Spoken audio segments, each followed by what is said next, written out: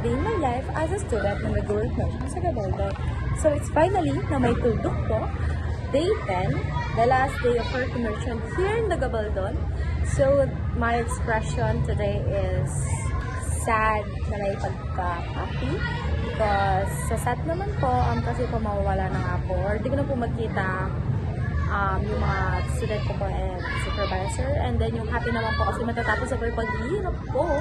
So the first question in the final reflection is, what is the biggest lesson you've learned during your work immersion? So yung natutunan ko po this work immersion, hindi pala po madaling magturo, teaching is not, alam niyo naman po yun.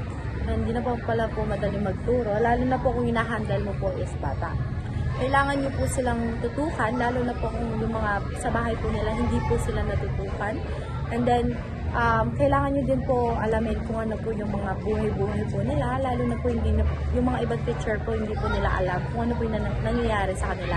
Kasi po yun po yung nagiging cause ng pagka-tamad po nila, hindi po ginagawa yung mga schoolworks, and then hindi po nila tutok sa mga bagay na tulad lang po, yung mga basic alphabets lang po, hindi pa po nila alam yun.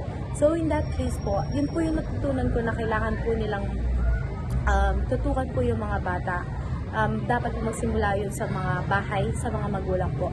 Kasi po, meron pong mga student na nahihirapan po magbasa, mga parang hindi po fast learner. So kailangan po natin silang tutukan, and then tanungin po kung ano po yung mga nangyayari sa kanila para po parang makaalis lang po sila sa ganung sitwasyon. So the next question is, how has this experience changed your perspective on your chosen track of future career? And this experience po, parang nag-iba po yung perspective ko po sa teacher po. Kasi po, when I was a kid, gusto ko po maging teacher, gusto ko po magturo. Pero po ngayon, parang hindi na po.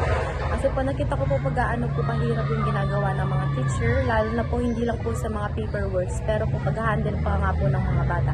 Kailangan mo po ng mahabang pasensya. So, ako po wala po ako ng kaya. Yun po yung parang nag-change ng perspective ko about sa teacher po, o sa pag-teach na po, ay pag-teaching po ng mga bata.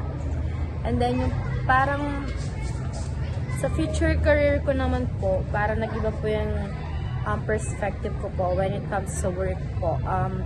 Kailangan pala pong mas malaman mo po kung yung anong mas gagawin mo po. Lalo na po kailangan mo pong mag-handle ng time or magkaano ng time management po. Hindi mo po alam kung ano po yung unahin mo. Lalo na po kapag kauwi mo po, kailangan mo pong unahin yung mga uniform mo. And then, pagkapasok mo naman po, kailangan mo din pong askoswin lahat-lahat. Kaya po, yun po yung parang, nag-iba po yung perspective ko sa work po, na kailangan po lahat na gawin nun. And then, sa last question po, if you could thank one person from this experience, who would it be and why? Siguro po, yung supervisor ko po. Kasi po, this time po, ngayon ko lang po na-feel na ganun nga po na kailangan mo po dapat ngayon